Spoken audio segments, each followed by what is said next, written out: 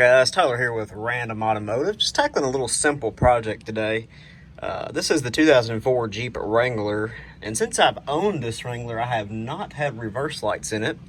So today we're going to try to tackle that issue and see what's going on. So you're looking at the transmission. Transfer case is right back here.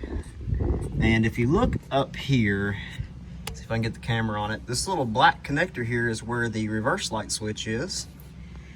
And we're looking for a purple wire with a white trace and a purple wire with a black trace, and I have found them. And as you can see, the connector's been completely ripped off at one time.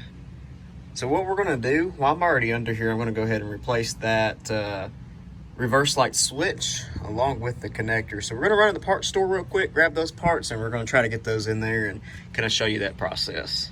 We're going to remove that sensor. You're going to need a 7/8 inch deep well socket.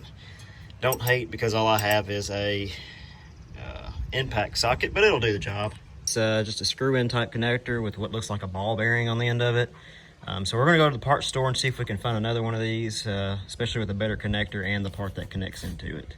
About 40 minutes later and 4 auto parts stores later, we got everything we need. This is going to be a Board Warner replacement switch to the old one. The part number on it is going to be for Board Warner SAM, S as in Sam, 9150, P as in Paul. Obviously this one a little bit more shinier than the old one, with the right connector. Also, basically how this works is when you put it in reverse, when it engages, it pushes this ball bearing down, activates the switch.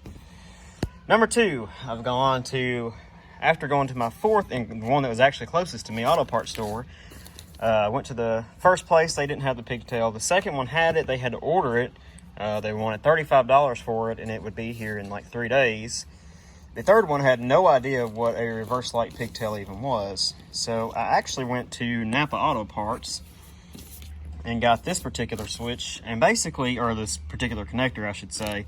This one we're going to have to put together, but the guy was really good about showing me how it goes together. So we're going to go ahead and snip that together, and it's a perfect fit for this.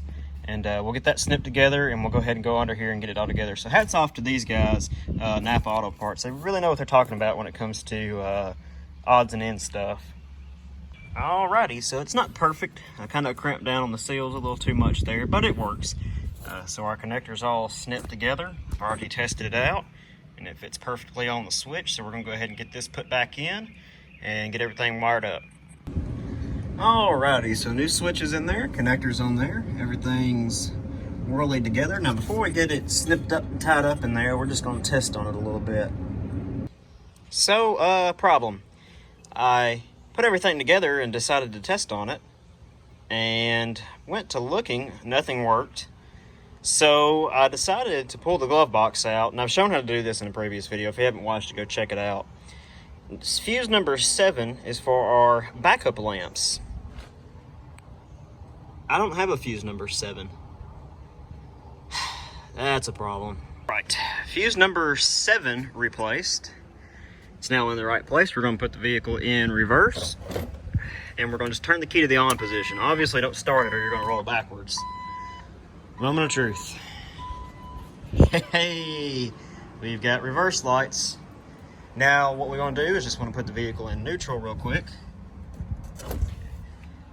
Make sure they go off.